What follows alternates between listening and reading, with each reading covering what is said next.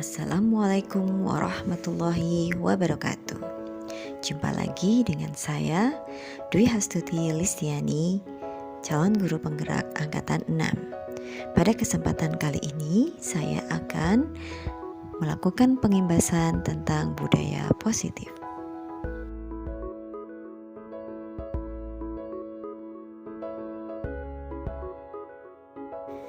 Pengimbasan ini merupakan salah satu dari rangkaian aksi nyata saya di modul 1.4. Di modul 1.4 ini saya banyak belajar tentang apa saja yang perlu kita pahami untuk membentuk budaya positif di sekolah.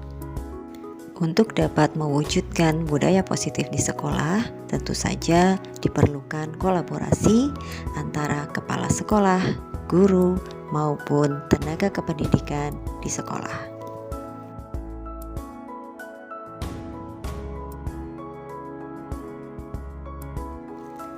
Lima materi pokok di modul 1.4 tentang budaya positif, antara lain tentang teori kontrol motivasi, keyakinan kelas, hukuman, konsekuensi restitusi, 5 posisi kontrol, dan segitiga restitusi.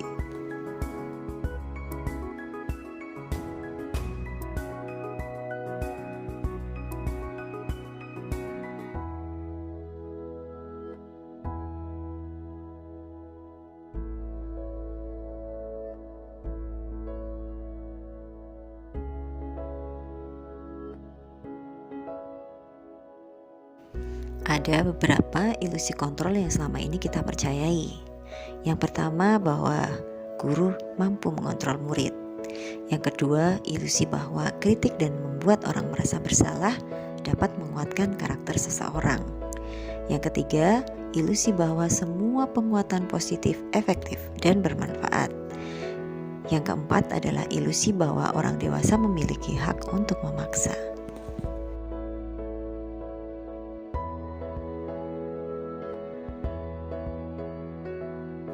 Setiap seseorang melakukan sesuatu, pasti ada yang melatar belakangi perilaku tersebut. Berikut adalah teori motivasi perilaku manusia. Yang pertama, untuk menghindari ketidaknyamanan atau hukuman. Itu merupakan motivasi eksternal. Kemudian yang kedua, untuk mendapatkan imbalan dari orang lain. Ini juga merupakan motivasi eksternal. Sedangkan yang ketiga, untuk menghargai diri sendiri. Nah, inilah yang merupakan motivasi internal, dan inilah yang nanti akan bertujuan untuk membentuk disiplin positif. Ketika terjadi pelanggaran murid, biasanya kita sebagai guru memikirkan bahwa sesuatu harus terjadi, dan biasanya berupa hukuman dan konsekuensi. Berikut adalah perbedaan antara hukuman dan konsekuensi. Hukuman merupakan sesuatu yang menyakitkan yang harus terjadi, membuat anak sakit baik fisik maupun hati untuk jangka waktu yang lama.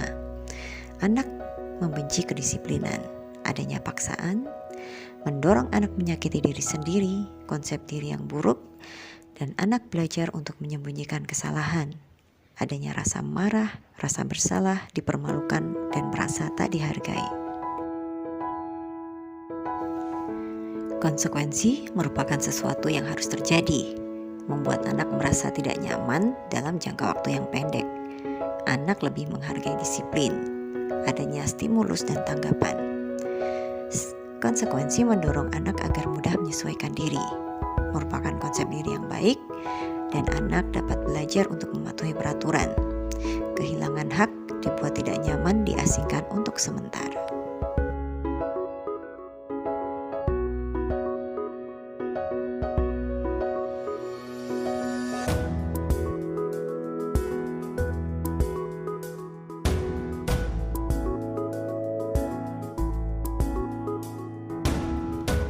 Hukuman dan konsekuensi inilah yang sering kita terapkan ketika murid melakukan pelanggaran. Dan ternyata baik hukuman maupun konsekuensi memiliki efek yang kurang begitu baik. Untuk hukuman mengakibatkan rasa marah, rasa bersalah, dan rasa dipermalukan, merasa tak dihargai. Sedangkan untuk konsekuensi, murid merasa kehilangan hak, dibuat tidak nyaman, diasingkan untuk sementara. Dan ternyata di modul 1.4 ini saya belajar tentang restitusi.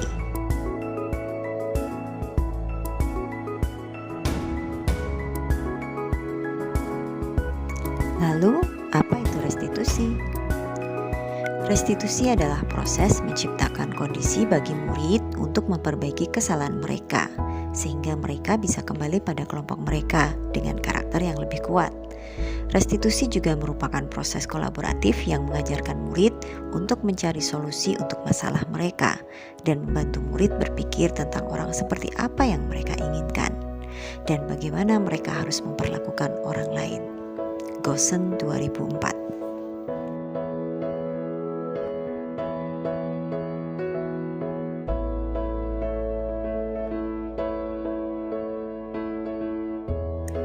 Kelebihan restitusi dibanding hukuman dan konsekuensi antara lain, restitusi merupakan pilihan. Restitusi menguatkan murid dalam jangka waktu yang panjang. Korban mendapatkan ganti, murid mendapatkan penguatan. Masalah terpecahkan, murid juga belajar bertanggung jawab untuk perilakunya. Restitusi juga fokus pada pemecahan masalah dalam jangka waktu yang panjang. Restitusi membuat murid menghormati dirinya dan orang lain.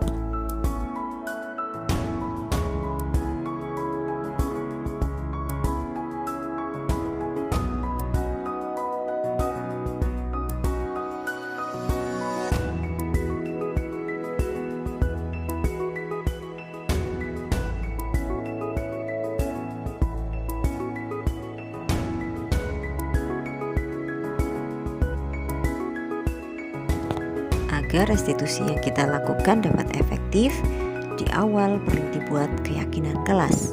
Mengapa keyakinan kelas?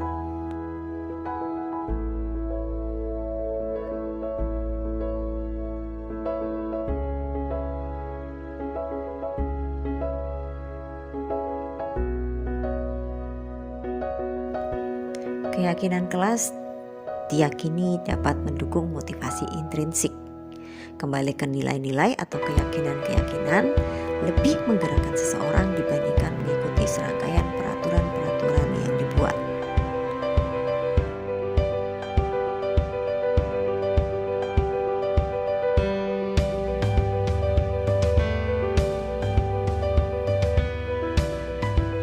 Keyakinan kelas ini biasanya disusun oleh guru dan murid di awal semester. Dapat pula dilakukan oleh wali kelas. Dengan melibatkan murid, diharapkan murid merasa memiliki keyakinan tersebut dan berusaha menaatinya.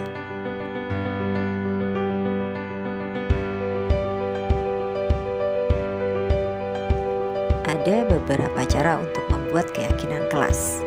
Berikut ini disampaikan tentang membuat keyakinan kelas dengan tabel T dan tabel Y.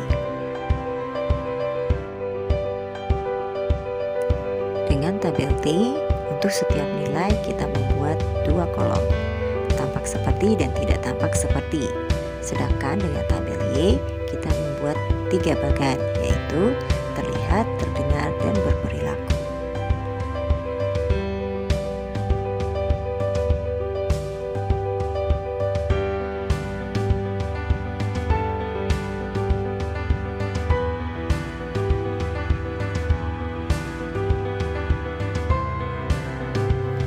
Tabel T maupun tabel Y kita buat untuk menguatkan suatu nilai. Setelah tabel Y atau tabel T terbentuk, kemudian guru mengajak murid untuk melakukan kesepakatan mana yang akan dijadikan sebagai keyakinan kelas. Setelah keyakinan kelas disepakati, kemudian ditempelkan di dinding kelas sebagai pengingat.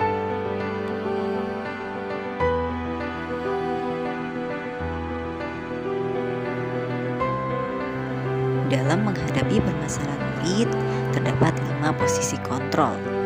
Masing-masing posisi kontrol memberikan hasil yang berbeda-beda. Sebagai penghukum, sebagai pembuat merasa bersalah, sebagai teman, sebagai pemantau, dan sebagai manajer.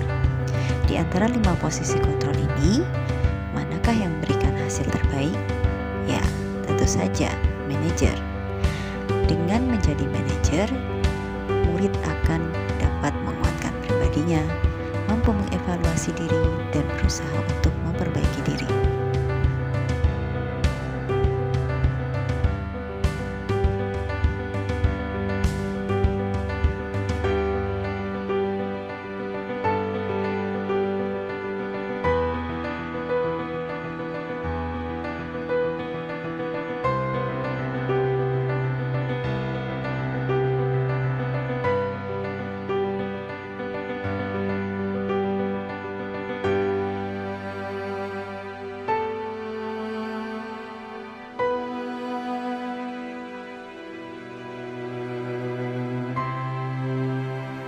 Demi menguatkan karakter murid, kita harus berusaha menuju posisi kontrol manager. Bagaimana caranya?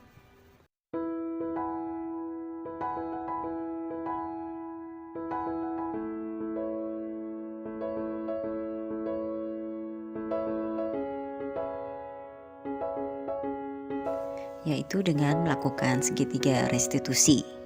Segitiga restitusi terdiri atas 3 langkah. Yang pertama, menstabilkan identitas. Yang kedua, validasi kebutuhan. Dan yang ketiga, menanyakan keyakinan. Ketiga tahap ini dapat dilakukan tanpa terurut. Langkah menstabilkan identitas bertujuan untuk menguatkan murid bahwa mereka bukanlah satu-satunya orang yang pernah melakukan kesalahan.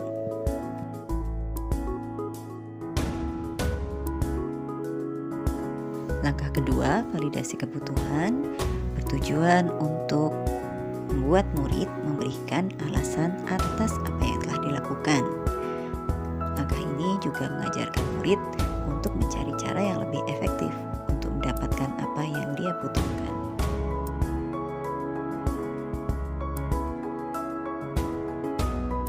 Langkah ketiga, menanyakan keyakinan. Langkah ini bertujuan untuk membuka mata murid tentang nilai-nilai apa yang telah disepakati sebelumnya dan ingin menjadi seperti apakah mereka.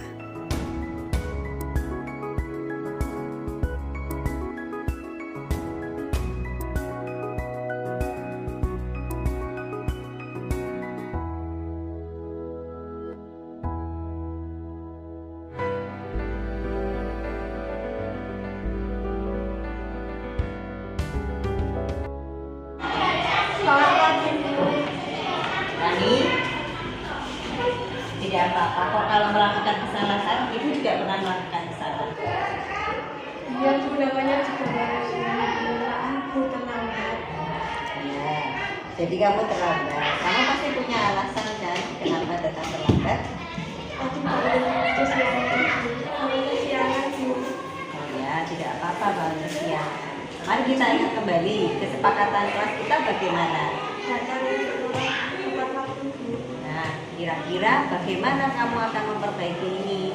Saya bisa bertanya pada kelas saya untuk memperhatikan materi.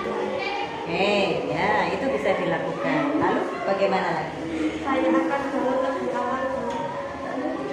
Oke, baik. Ibu hargai usahamu. Silahkan duduk lagi. Terima kasih.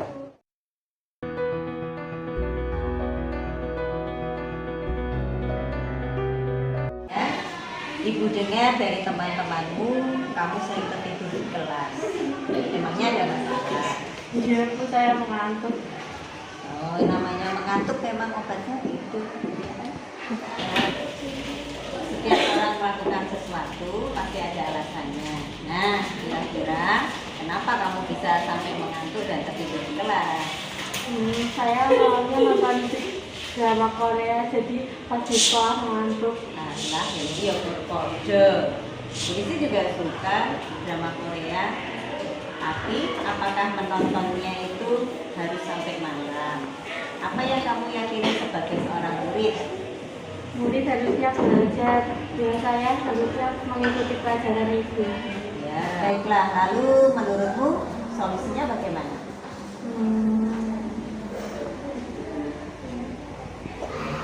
Apakah menonton drama Korea harus sampai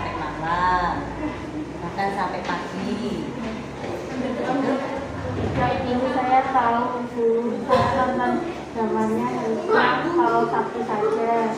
Jadi pas hari libur agar tidak mengantuk di sekolah. Berarti kamu sudah bisa menemukan solusinya sendiri. Nah, sekarang mari kita ingat lagi keyakinan kelas kita. Kira-kira mulai besok kamu bisa berbuat lebih baik lagi. Ya Bu, terima kasih Bu Dewi. Sama-sama, ayo kita kembali ke kelas. Perasaan saya ketika melakukan percakapan tadi, saya merasa tidak terlalu tegang. Saya tidak takut untuk mengungkapkan alasan saya tertidur di kelas. Saya juga bisa tahu apa yang harus saya lakukan agar tidak melakukan kesalahan tersebut. Saya merasa tidak disalahkan, tapi saya merasa bersalah sendiri. Terus saya tahu apa yang saya lakukan untuk memperbaiki kesalahan saya.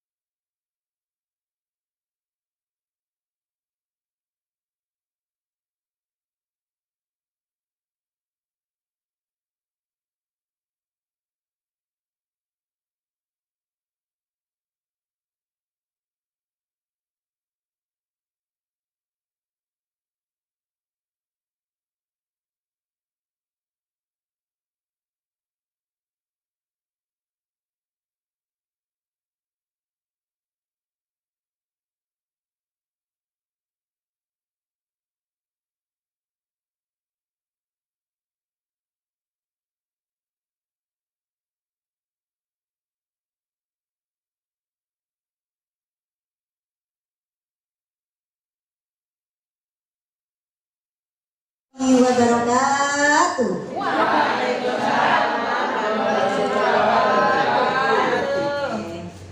Bapak Kepala Sekolah yang saya hormati, Bapak Ibu Guru beserta staf tata usaha SMP Negeri 1 Patok yang saya hormati, dalam kesempatan yang berbahagia ini izinkan saya untuk sedikit melakukan pengibasan tentang budaya positif. Nah, karena tadi habis makan biasanya lemak menumpuk di perut dan membelai-belai supaya ngantuk. Mari Bapak Ibu Guru kita berdiri sebentar, kita ice breaking sebentar.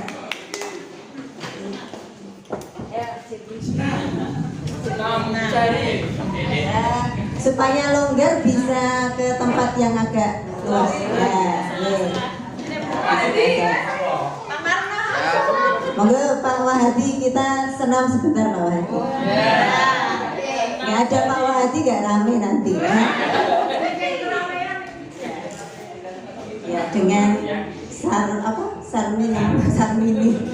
Ya. Oke, sekarang kita akan melakukan gerakan Marina menari. Sudah pernah ya Bapak Ibu ya? Oke. Kalau Marina seperti ini ya.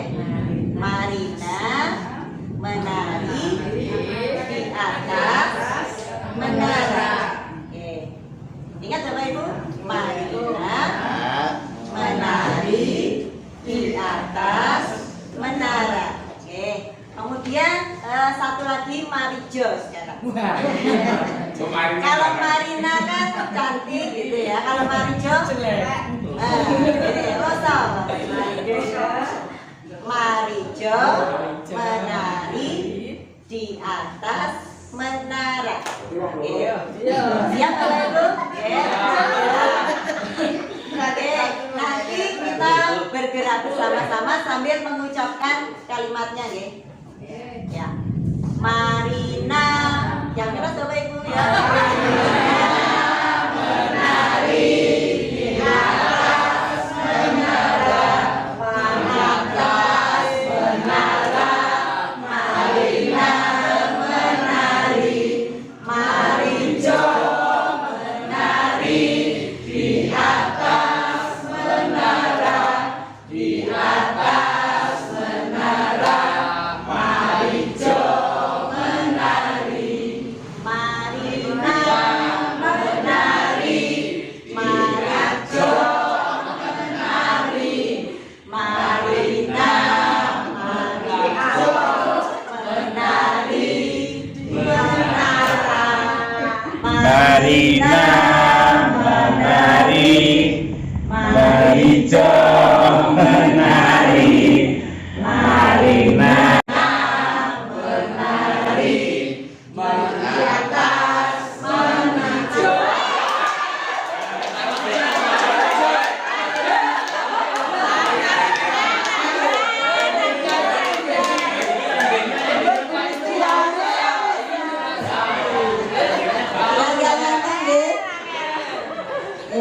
Alhamdulillah kalau sudah nggak ngantuk. Bapak Ibu ini besok kita buat lagu yang lain ya, bisa pakai Pak Wahadi atau apa gitu. Bapak Ibu, ini adalah materi budaya positif yang saat ini sedang kami pelajari di Pendidikan Guru Penggerak Angkatan 6. Okay.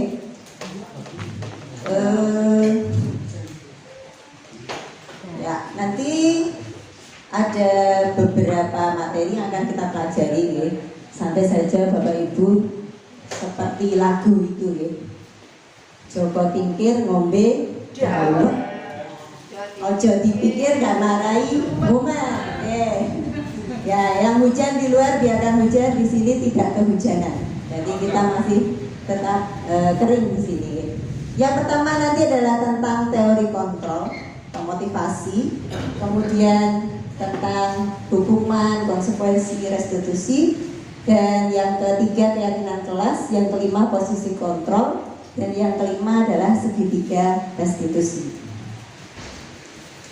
Nah, sebelum ke materi ini kita melakukan kegiatan kepalan tangan, Bapak Ibu.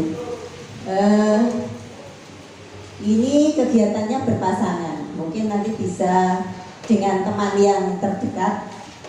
Maksudnya dekat di mata ya, bukan dekat di hati. Dekat di hati nanti butuh dengan Bu Sri, nanti terlalu jauh. Cari teman yang dekat di mata nih Bapak Ibu. Ini ya, silakan Pak Prat dengan Pak Wahadi, jangan minta sama Bu Rosa ya Pak. Berusaha dengan Pak Tri. Hanya satu kali kesempatan dulu, besok nggak ketemu lagi dengan Pak Tri. Kesempatan. Silakan Bapak Ibu berbagi peran yang satu sebagai A, yang satu sebagai B. Kemudian sobeklah secari kertas kecil, tuliskan benda atau sesuatu yang menurut Bapak Ibu itu sangat berharga bagi Bapak Ibu. Ya, tidak selalu keluarga ya. Kalau di lagu itu kan harta yang paling berharga. Cukup saja saya kalau nyanyi nanti ngalah-ngalah ke Iwan Fals gitu ya. Karena duit Fals. Oke. Salah satu sebagai A itu yang menyimpan sesuatu yang sangat berharga dan kemudian dikepalkan di tangan. Sedangkan yang satu berperan sebagai B, dia berusaha sekuat tenaga entah itu dengan merayu, kemudian atau dengan membujuk, mengancam, menghadik gitu, memaksa. Silakan agar si A ini membuka kepalan tangannya. Oke, Bapak Ibu bisa melakukan simulasi sebentar ya Bapak Ibu. Nanti dua orang bisa menyampaikan. Monggo Bapak Ibu.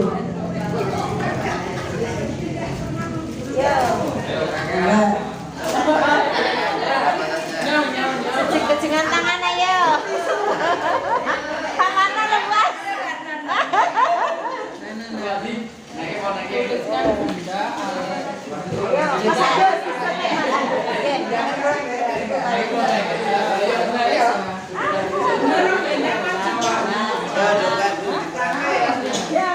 Ada pemerannya.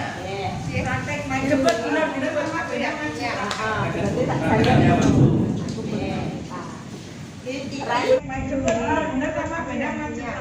Berarti tak jaluk ngono.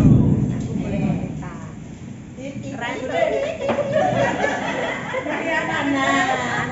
Apa namanya?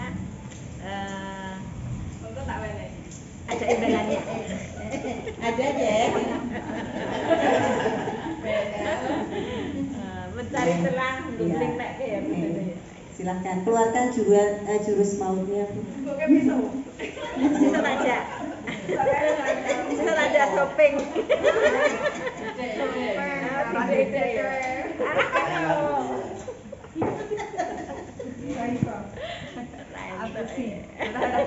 Nang kene aku ngerti lek mau. Ana kene.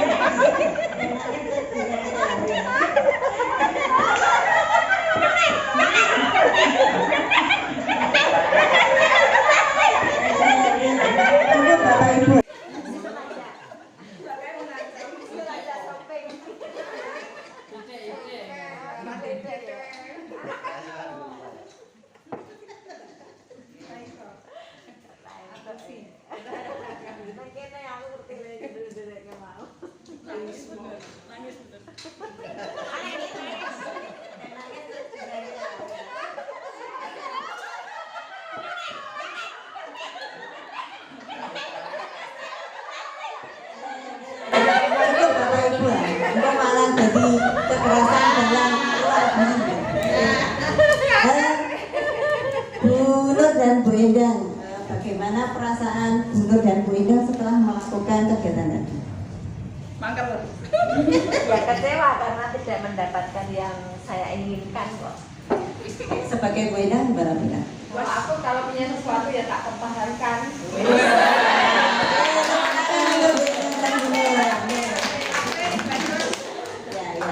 Ya, itu adalah salah satu simulasi Bapak Ibu. Apa yang bisa kita ambil dari kegiatan tadi? Mungkin ada yang bisa mendapatkan sedikit kecerahan. Kalau yang satu mempunyai sesuatu yang sangat berharga dan yang satu meminta, kira-kira apa yang terjadi? Konflik, konflik. Ya. Kemudian apa lagi? Terima kasih Bu Sin. Apa lagi? Ingin menyerang. Iya, ingin menyerang. Ya. Ini menunjukkan apa toh Bapak Ibu? Ini menunjukkan bahwa yang bisa membuka hati adalah diri kita sendiri. Orang lain tidak bisa memaksa kita untuk membuka hati kita. Nah, seperti inilah yang kita lakukan terhadap murid-murid kita Bapak Ibu. Jadi kita hanya bisa membuka hati anak kita atau anak didik kita jika anak didik kita itu mau membuka hatinya sendiri. Nah, kira-kira seperti itu. Ya, begitu sulit ya Bapak Ibu. Ya.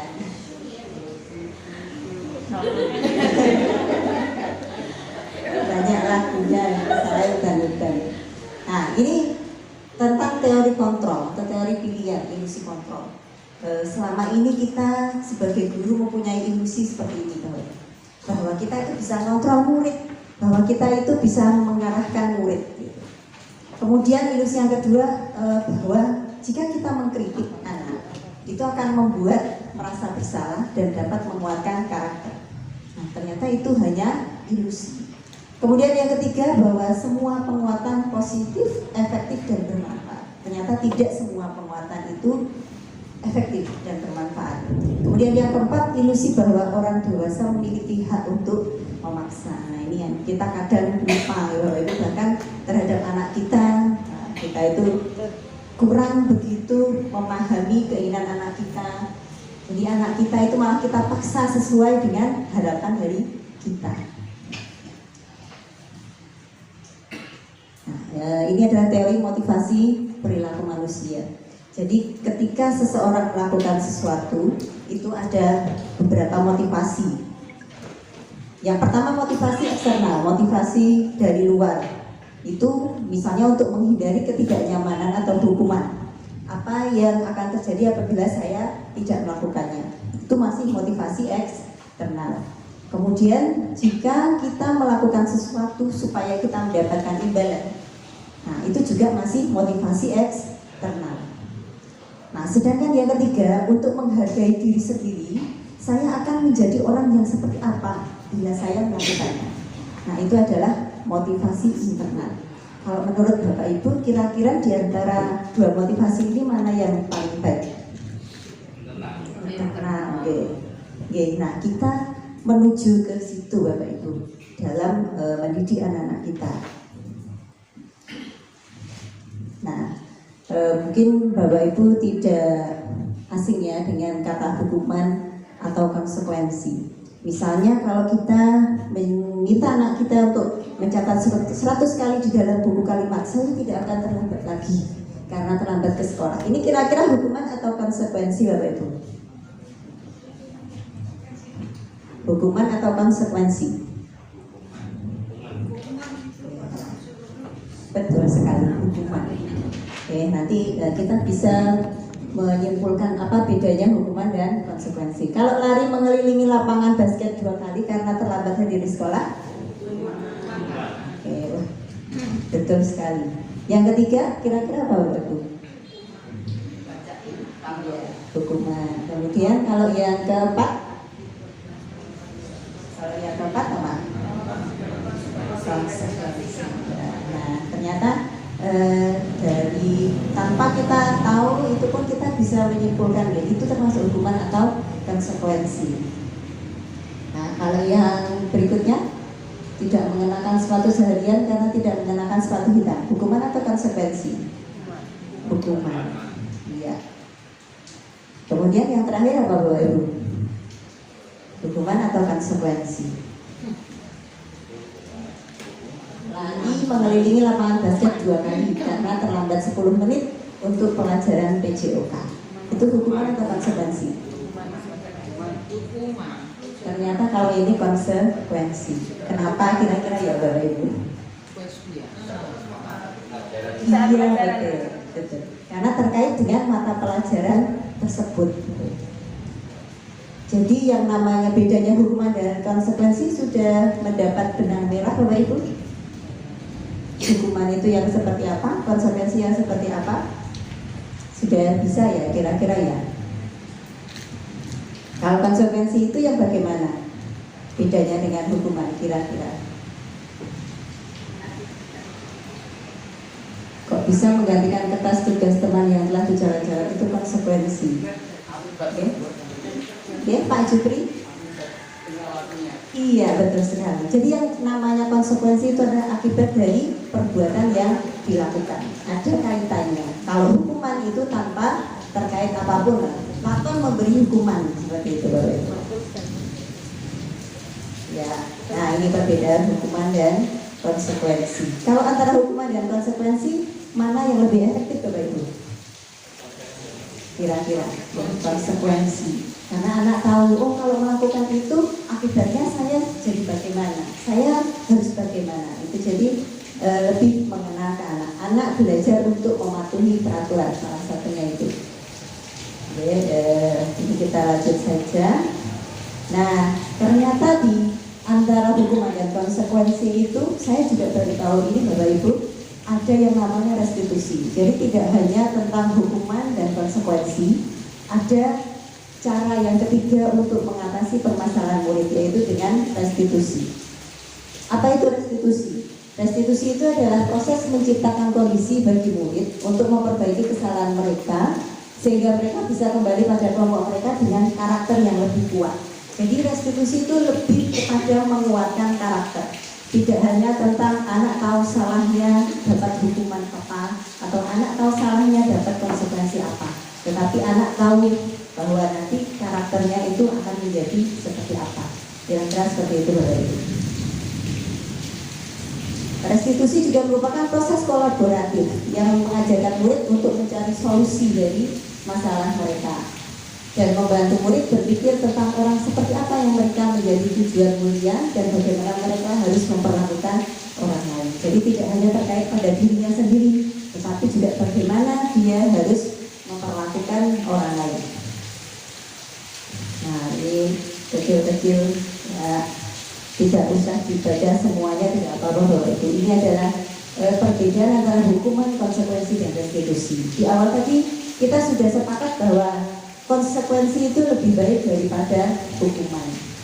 Nah, ternyata kalau hukuman itu identitas masuk ke dalam identitas gagal dan itu berarti negatif, sedangkan untuk konsekuensi itu termasuk identitas sukses tapi yang masih netral. Netral artinya belum sampai kepada pembentukan karakter. Seperti itu Bapak Ibu. Nah, jadi ketika menemui murid yang bermasalah, itu kita bisa sedikit melakukan restitusi. Ya mungkin tidak semua anak bisa direstitusi Bapak Ibu, karena saya sedikit mempraktikkan. Dan kalau untuk anak seperti Wira ya, saya sudah praktek sebentar ya. Ternyata itu sangat sulit untuk diajak restitusi. Yeah.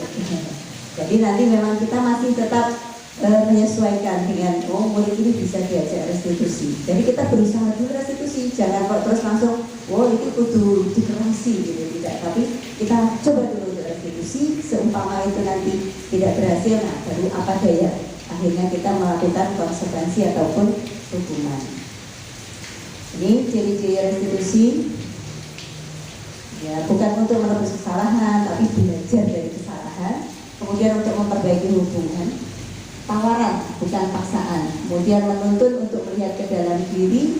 Restitusi juga mencari kebutuhan besar yang mendasari tindakan. Ya, jadi memang ketika murid melakukan suatu penyimpangan, itu dikarenakan ada 5 kebutuhan dasar, atau salah satu dari 5 kebutuhan dasar itu yang tidak terpenuhi. Bapak Ibu, kita sudah tahu bahwa latar belakang murid kita sebagian besar itu adalah dari keluarga yang broken home. Nah, padahal satu dari kebutuhan dasar manusia itu adalah rasa kasih sayang. Nah, bagaimana jika di keluarga mereka tidak mendapatkan? Otomatis mereka akan mencarinya di sekolah. Dan akhirnya mereka mencari perhatian dan sebagainya, dan melakukan tindakan penyimpangan dan sebagainya. Kira-kira seperti itu. Kemudian restitusi adalah cara yang paling baik. Tujuan kita ke sana, gitu ya Bapak Ibu. Kemudian restitusi fokus pada karakter bukan tindakan, dan restitusi fokus pada solusi. Jadi menyelesaikan atau menentukan penyelesaian dari permasalahan murid kita. Kemudian yang ke-9 itu restitusi mengembalikan murid yang berbuat salah kepada kelompoknya, tetapi kembali dengan karakter yang lebih baik. Harapannya seperti itu. Nah, kemudian untuk menuju ke sana, jadi intinya tadi adalah membangun suatu disiplin yang positif. Sekarang kita beralih ke keyakinan kelas itu. Mengapa tidak peraturan saja? Kenapa harus keyakinan kelas? peraturan itu tetap ada ya Bapak Ibu. Tata tertib siswa sampai negeri 1 Pati sudah ada di setiap kelas, itu juga perlu kita taati. Tetapi ditambah lagi dengan yang namanya keyakinan kelas. Kenapa kok harus keyakinan kelas? Nah, karena kita mempunyai keyakinan universal itu yang pasti semua orang itu meyakini. Misalnya, mengapa kita memiliki peraturan harus menggunakan helm bila mengendarai kendaraan roda 2? Gitu. Kan keyakinannya apa? Untuk keselamatan, keamanan. Kemudian mengapa kita memiliki peraturan 3M, menggunakan masker, mencuci tangan dan menjaga jarak untuk kesehatan. Gitu. Jadi ada nilai-nilai universal yang sebenarnya ingin kita tanamkan di situ. Dan itu saya yakin semua orang pasti punya keyakinan yang sama. Mengapa kita memiliki peraturan harus datang tepat waktu pada saat mengikuti pelajaran? Nah, ini juga keyakinan. Pasti semua yakin saya harus datang tepat waktu. Tapi apa adanya terkadang ya kondisi kebanan dan sebagainya itu adalah faktor lain. Nah, jadi untuk mendukung motivasi intrinsik tadi, motivasi yang dari dalam internal, itu kita mengembalikan kepada keyakinan-keyakinan yang berlaku secara universal, dan itu lebih menggerakkan dibandingkan dengan kita membuat peraturan-peraturan tertentu. Nah, jadi dari peraturan kelas kita kemas dalam keyakinan kelas sehingga terbentuk lingkungan yang positif dan akhirnya terciptalah budaya yang positif. Ini secara teori seperti itu Bapak Ibu. Dan kita di lapangan berusaha melaksanakan teori itu dan nanti melihat bagaimana hasilnya. Nah, untuk membuat keyakinan kelas, bagaimana membuat keyakinan? Bapak Ibu pernah membuat kesepakatan kelas? Sudah pernah belum? Ya, pernah ya Bapak Ibu. Ya, tapi masih terlalu dukung. Nah, bedanya dengan keyakinan kelas dengan peraturan adalah seperti ini Bapak Ibu. Ada dua tabel yang bisa kita gunakan untuk membuat keyakinan kelas. Yang pertama tabel T itu yang sebelah kanan Bapak Ibu, kemudian yang sebelah kiri dengan tabel Y. Jadi misalnya kalau untuk hormat itu dengan tabel T itu tampak seperti yang seperti apa hormat itu? Oh, datang tepat waktu, menyapa teman dan guru setiap hari, kemudian mengembalikan barang teman yang telah dipinjam dan mengucapkan terima kasih. Kemudian tidak tampak seperti sering hadir terlambat, taat kepada teman dan guru, tidak mengembalikan barang yang telah dipinjam dan meletakkan sembarangan. Nah, jadi bisa dibuat seperti itu. Dan untuk membuat keyakinan kelas ini kita tidak sendiri Bapak Ibu. Kita melibatkan murid. Nah, itulah bedanya. Kalau peraturan itu biasanya sekolah sudah membuat itu ya Bapak Ibu ya. Ada tata tertib, dan sudah ditandatangani di awal ketika mereka masuk di SMP Negeri 1 Pati ini. Nah, kalau keyakinan kelas itu kita buat bersama di awal semester. Nah, itu adalah keyakinan yang nanti kita lakukan selama di dalam kelas dengan namanya keyakinan kelas. Dan hasilnya karena itu adalah berdasarkan masukan dari murid-murid, otomatis mereka merasa memiliki dari keyakinan tersebut. Harapannya seperti itu Bapak Ibu. Jadi kalau ikut membuat itu kan merasa memiliki. Nah, jadi aku biar gawe keyakinan seperti itu. Saya harus berusaha untuk menaatinya. Jadi seperti itu. Ini tentang keyakinan kelas. Mungkin kita ini kan masih dalam tahap merdeka belajar ya Bapak Ibu. Jadi semuanya masih serba belajar, kurikulumnya seperti apa, nanti mengajarnya seperti apa, poinnya seperti apa. Nah, mumpung kita masih ada waktu, tahun depan kita baru mulai melaksanakan merdeka berubah, itu bisa kita mulai dari sekarang. Di awal semester besok, mari Bapak Ibu wali kelas, terutama karena yang ada di kelas, mari kita mencoba untuk membuat keyakinan kelas seperti ini. Kita libatkan murid-murid, kemudian nanti dibuat seperti kalau membuat bagian pengurus kelas. Nah, jadi dihias seperti itu, kemudian ditempel di kelas. Itu sebagai pengingat Ketika nanti murid kita melakukan pelanggaran, nah kita punya senjata. Keyakinanmu dulu yang kita buat itu seperti itu. Kira-kira bagaimana? Itu juga Bapak Ibu. Mudah-mudahan nanti bisa kita bicarakan bersama-sama. Nah, seperti ini. Jadi kesepakatan kelas. Nah, yang mana yang merupakan keyakinan kelas apa? Jadi kalau yang keyakinan kelas kira-kira yang kiri atau yang kanan Bapak Ibu?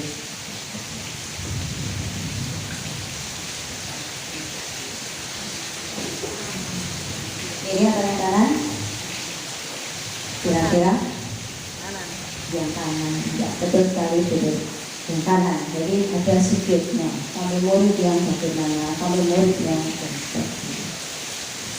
itu kalimatnya itu diharapkan yang lebih menggerakkan, bukan hanya datang tepat waktu mengucapkan salam, tapi ada kami ini dari murid yang saling menyayangi, kami murid yang menghormati guru. Nah, ini tadi ada 5 kebutuhan dasar manusia itu yang seharusnya dipenuhi, tetapi ketika 1 dari 5 ini tidak dipenuhi, maka akan terjadi pelanggaran. Nah, kalau kita lihat di sini dari kasih sayang, rasa diterima, kesenangan, kebebasan, penguasaan, semuanya ini berakar dari bertahan hidup, untuk bertahan hidup. Nah, 5 kebutuhan dasar inilah yang mendasari seseorang melakukan pelanggaran apabila 1 atau 2 tidak terpenuhi. Salah satunya ketika murid kurang kasih sayang di sekolah, di rumah, maka dia akan terjadi di sekolah. Seperti itu. Bisa jadi kejadian-kejadian yang terjadi pada murid kita itu salah satunya adalah karena tidak terpenuhinya kebutuhan dasar manusia dari murid-murid kita. Jadi mari kita sebagai guru mencoba untuk memahami, bukan untuk memenuhi kebutuhan itu, tapi kita mencoba memahami sehingga kita bisa menuntun ke arah mana supaya anak didik kita menjadi lebih baik. Nah, kemudian dalam menghadapi penyimpangan dari murid kita ada 5 posisi kontrol. Nah, mari kita introspeksi Bapak Ibu, kita termasuk yang mana? Ada 5 posisi kontrol. Yang pertama adalah sebagai penghukum, membuat orang merasa bersalah, dan ada yang mengambil posisi sebagai teman, ada yang sebagai pemantau, dan ada yang sebagai manajer. Penghukum itu ketika ada pelanggaran langsung kamu melakukannya, awas ya, itu awas. Nah, itu adalah ciri-ciri dari penghukum, dan itu ternyata membawa kepada identitas kegagalan. Dampaknya pada murid bagaimana? Dampak pada murid akan mengulangi kesalahan yang sama diulangi lagi karena dia tahu dia gagal, itu juga marah lagi, nanti marah lagi, seperti itu. Ya. Kemudian membuat orang merasa bersalah. Ini guru yang melas Bapak Ibu. Jadi kalau ada muridnya melakukan kesalahan, kamu seharusnya sudah tahu, ibu lelah sekali mengatakannya, capek itu, kamu mengecewakan ibu. Nah, itu adalah kalimat-kalimat yang sering diucapkan oleh pembuat orang yang merasa bersalah. Kemudian kalau ada yang melakukan kesalahan, ayolah lakukan dulu ibu, masa kamu tidak ini ya, gitu. Kan ibu sudah bantu kamu. Nah, itu sebagai teman. Sedangkan pemantau itu hanya mengingatkan saja peraturannya apa. Gitu. Nah, kalau yang manajer itu ketika murid melakukan kesalahan, dia akan mengajukan pertanyaan-pertanyaan seperti apa yang kita yakini, apa yang bisa kamu lakukan untuk memperbaikinya, seperti itu. Nah, dari 5 posisi ini kira-kira yang paling baik posisi yang mana nih Bapak Ibu? Ya, ternyata ya kita ya Pak Agus kan Pak Agus. Ya, dari sana itu yang merah nih Bapak Ibu, penghukum, kemudian membuat orang merasa bersalah, kemudian teman, pemantau, yang paling sini adalah manajer. Jadi yang paling baik yang mana? Campur-campur. Ya. Kita berusaha ke manajer, berusaha. Tetapi dalam perjalanan seperti tadi saya sampaikan, tidak semua murid itu diajak bicara saja kadang sulit, seperti ya ada salah satu murid kita gitu ya. Saya ajak ngomong baik-baik malah mendengar itu ada. Memang kamu mau jadi orang yang seperti itu? Iya. Ada. Saya yakin Bapak Ibu juga menemuinya. Kalau dia seperti itu ya sudah, kita sudah berusaha. Dia tidak bisa diajak, ya sudah, karena tanggung jawab untuk membentuk karakter anak itu tidak hanya tanggung jawab guru, ya Bapak Ibu, seharusnya ada 3 pusat pendidikan ya. Ada dari orang tua, keluarga, kemudian sekolah dan masyarakat. Jadi kita hanya bisa berusaha membantu murid kita menjadi lebih baik. Kalau seumpama itu tidak bisa, ya sudah. Yang penting kita sudah berusaha. Intinya adalah usaha. Nah, kemudian bagaimana supaya kita bisa menjadi manajer? Nah, ada 3 langkah, yaitu disingkat dalam segitiga restitusi. Ketika kita berusaha menjadi manajer, kita akan melakukan ketiga langkah ini. Pertama adalah validasi, menstabilkan identitas dulu. Menstabilkan identitas. Ketika murid melakukan kesalahan, kita menyatakan setiap orang itu pasti pernah melakukan kesalahan. Bahkan ibu guru juga pernah melakukan kesalahan. Terus kamu bukan satu-satunya yang pernah melakukan ini. Itu langkah pertama adalah menstabilkan identitas. Mungkin kita sudah melakukannya ya Bapak Ibu, tapi tidak tahu kalau itu jenenge segitiga restitusi. Ya. Kemudian yang kedua itu validasi kebutuhan. Alasannya apa kamu melakukan itu?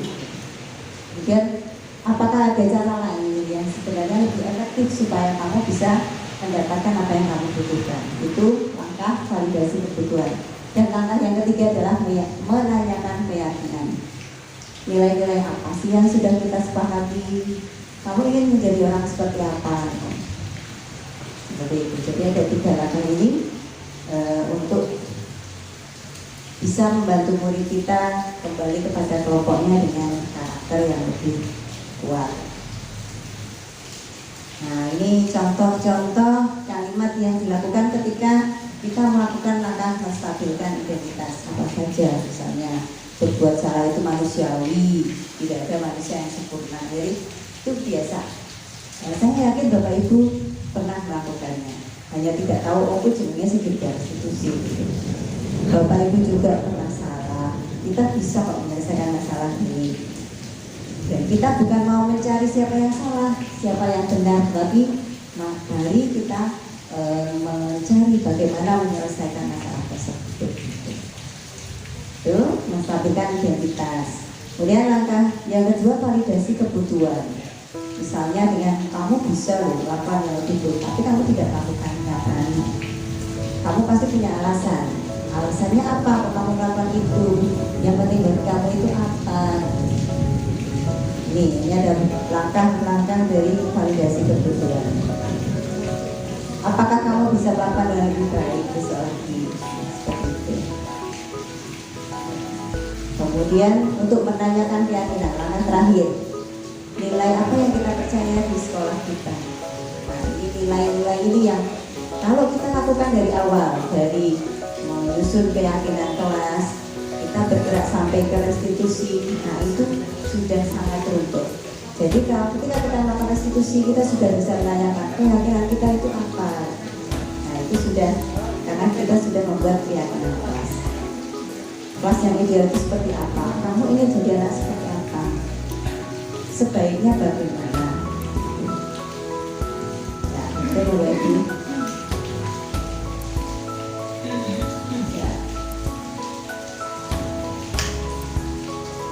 Mungkin itu saja dari saya, kurang lebihnya. Mungkin ada yang mau ditanyakan, kalau tidak terima kasih sekali. Ya, terima kasih Bapak Ibu. Sekian dari saya.